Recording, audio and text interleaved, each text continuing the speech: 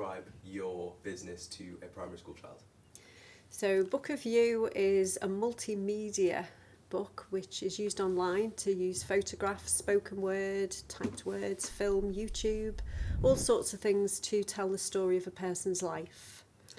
Really what we're doing is trying to make older people and people with dementia happy by helping them tell their life story using this tool. How did you come up with that? I had an idea around life stories and digital media probably about 10 years ago, and I just thought the chance to do something like This Is Your Life, which was a TV programme back in the 1970s and 80s, but for real people, was just too great to not to do, you know. So that was that. I just thought it was too good an idea not to have a go at. You guys are the owners, founders of Book of You. What is your relationship to each other and the business? Okay, I'm Kathy Barham. And I'm Tom Barham, and we've been married for a bit, and we kind of always worked well together in other things in our sort of personal life, I think. So I think actually working together as part of Book of You seemed like it would be quite smooth, and actually it's worked, I think, generally really well. Yeah. So don't be afraid of actually going into business with someone that you're married to. How long has Book of You been going? How long has it been established? Book of You's been going as a community interest company since 2014. And we actually launched Book of You in March 2015 down in Cardiff. But we'd spent the previous 9 months developing the idea with people with dementia and with care homes and with professionals, because we thought we could have some great ideas, but actually the people who we were working with to help and support would probably have better ideas than we would. And that really worked well, actually, didn't it? Yeah, we've learned a lot along the way.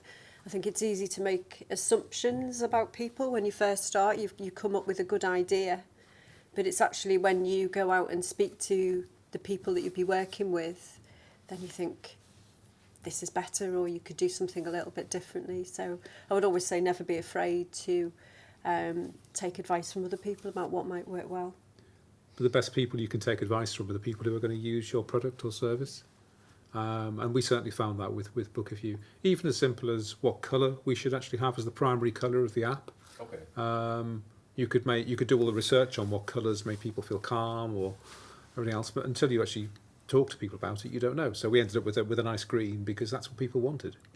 And we decided not to give people the choice of whether they wanted green or grey or black or whatever else, because actually people didn't want that much choice either. Yeah, people like to make it simple. We did have a choice of font sizes at the beginning, but we just now go with the largest font size because that's fine for everybody, really. Nobody wants a smaller font size. So I think you're absolutely right. Given you can give people too much choice, so it's thinking about the choices you give people, really.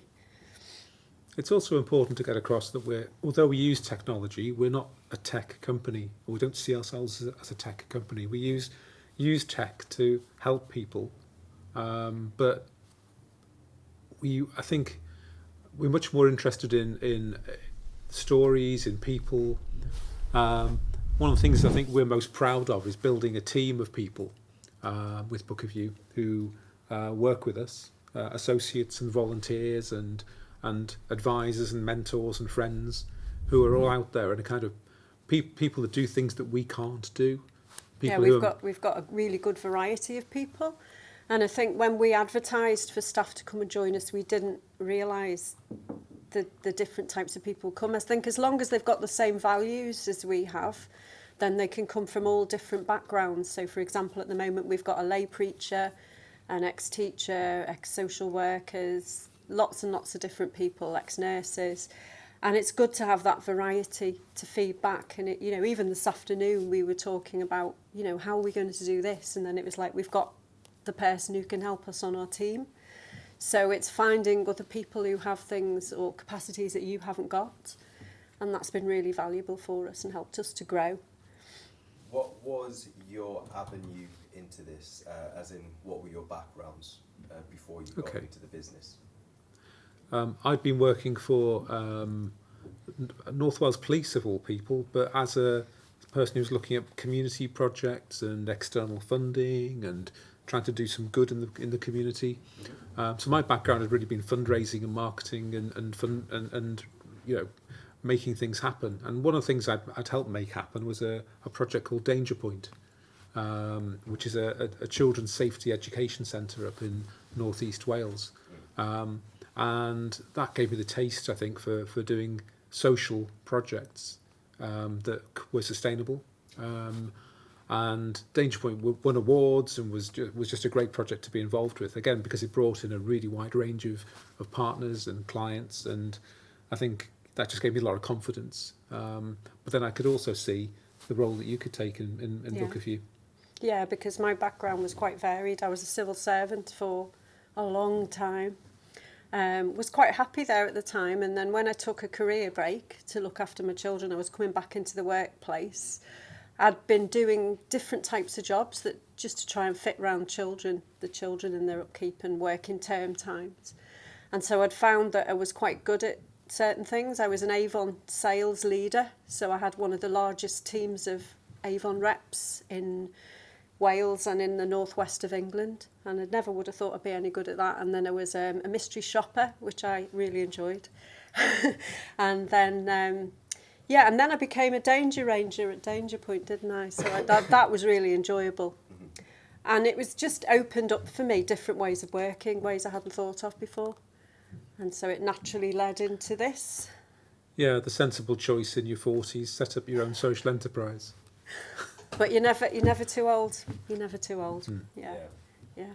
And in fact, that's an interesting point, because I was reading an article the other day about, when people are over 50, they're unemployable. That's not the case for us, is it? I think our directors, our associates and everybody are old, what will be classed as older people, but they're dynamic. They've brought years of experience with them.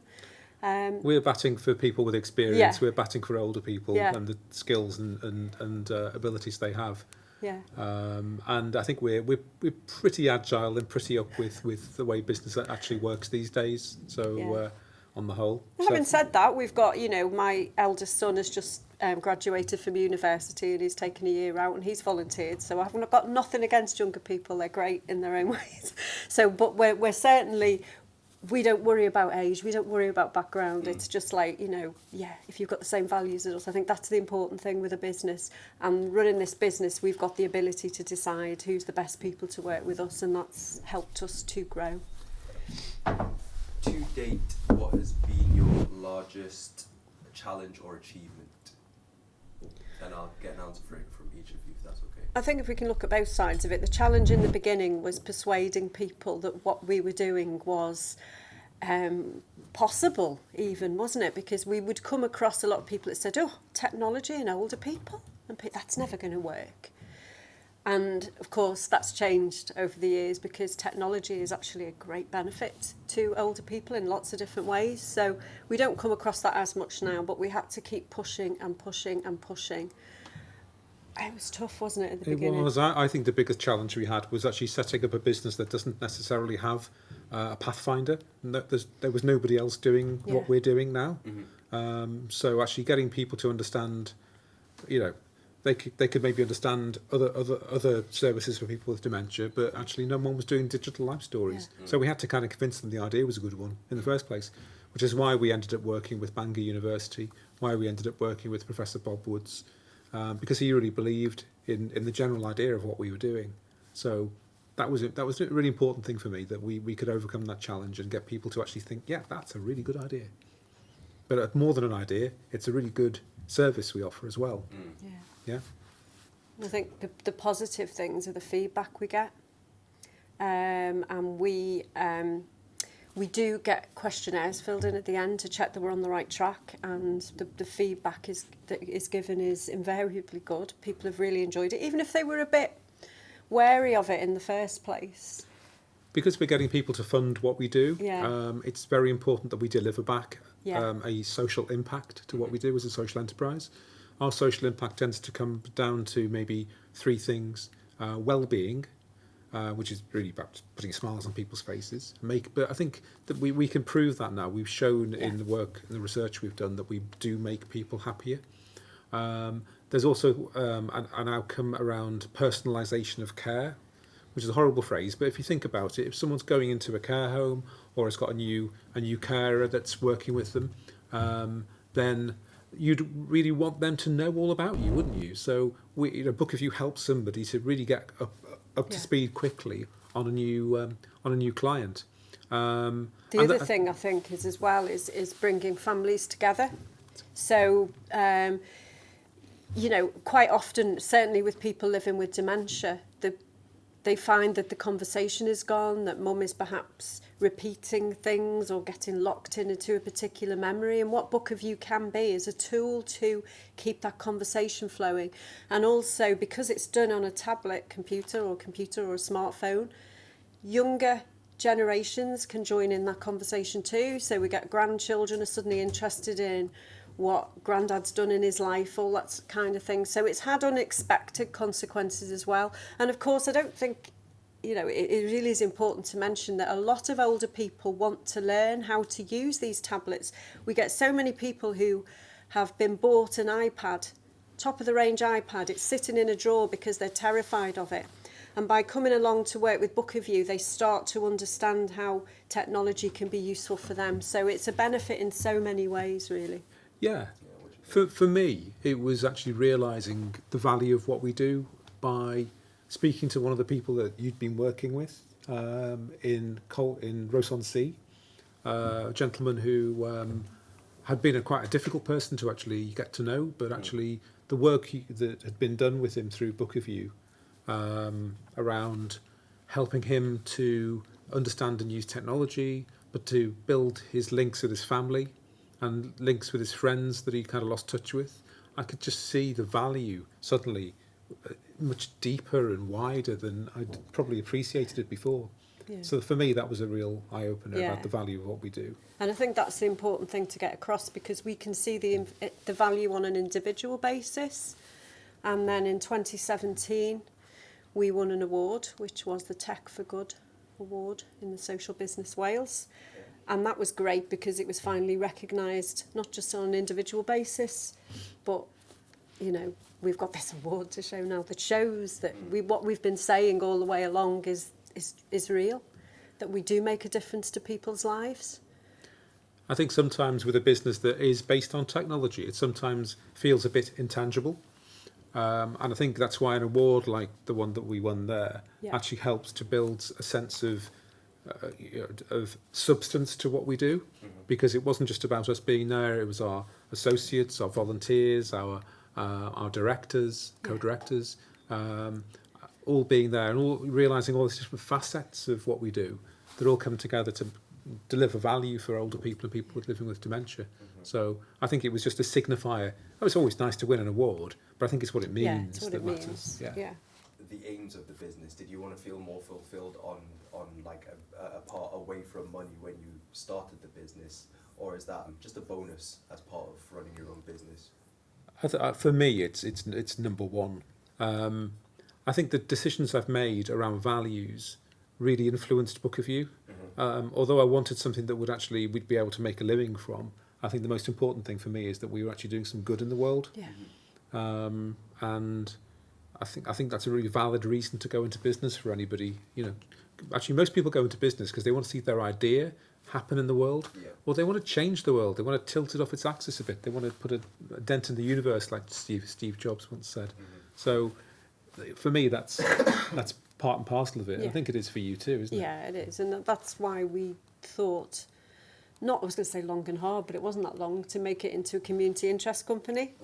So obviously we're not going to make a fortune on this. All the profits go back into the business to make it better for the people that we're helping. And that was really, really important to us because of the people we're working for. And I think when we started,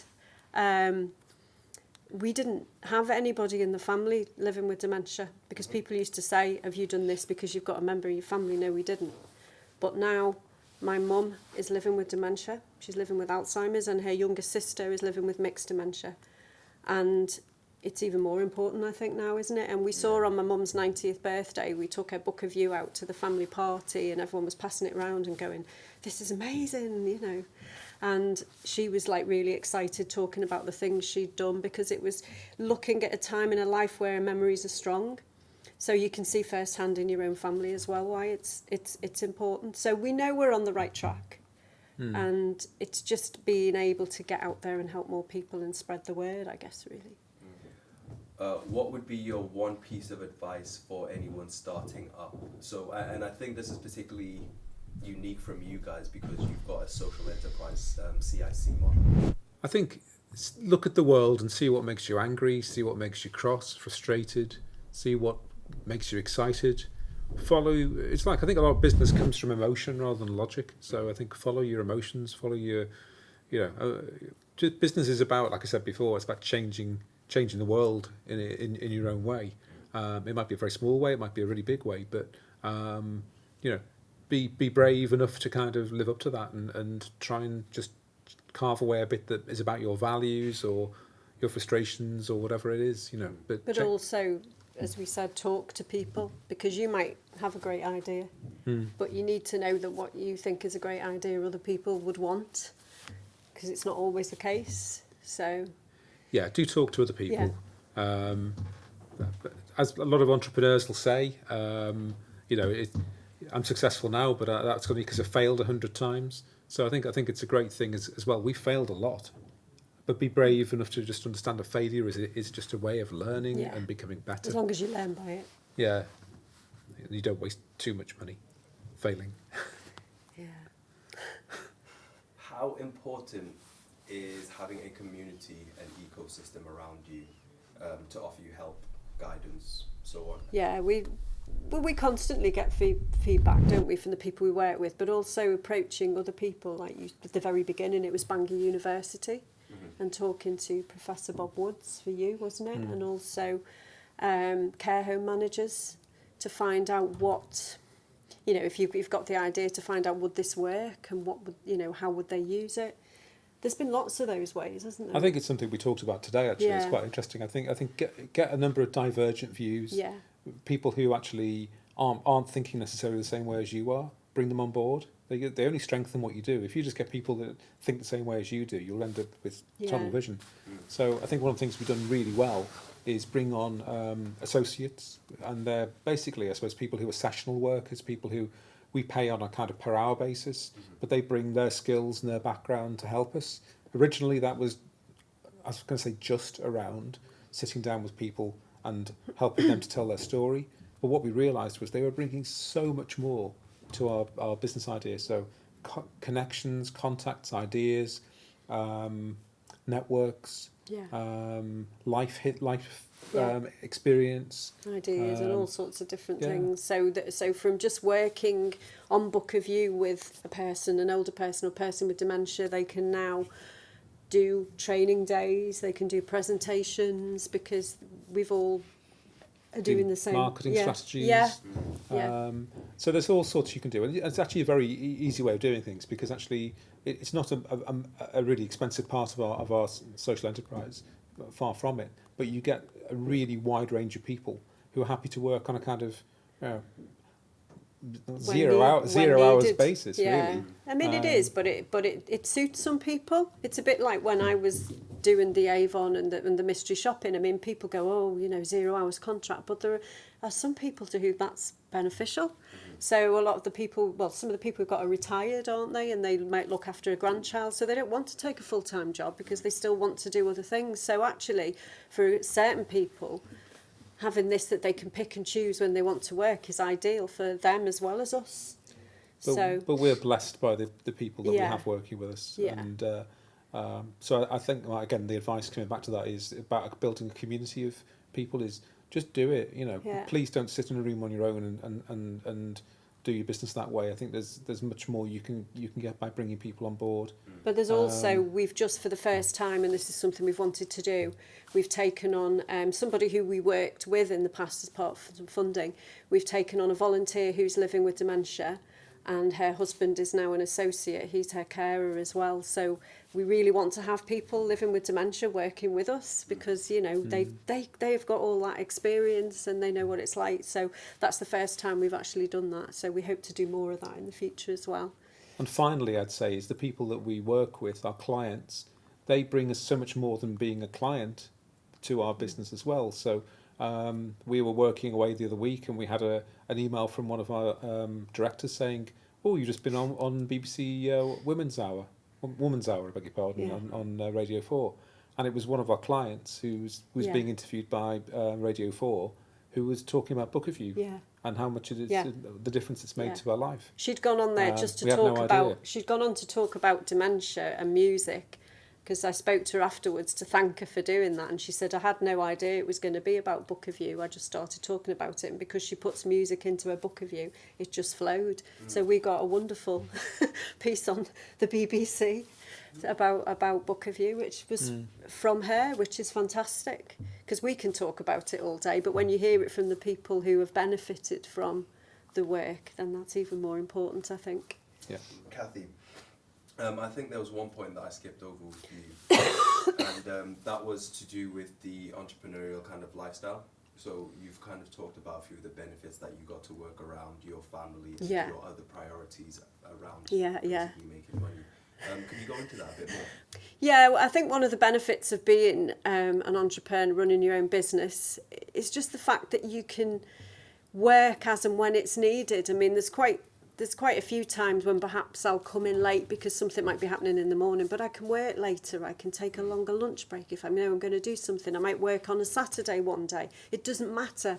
I'm not restricted by the hours that we're given in a normal 9-to-5 job, or even flexible working hours is not that flexible, as I found, when you've been used to working for yourself. So we probably, because even when Tom and I are walking the dog, we're talking business, sadly. Yeah. But this is the way it goes, and to be able to sort of just keep that flowing, I think, all the time and working when it's necessary, that's really valuable.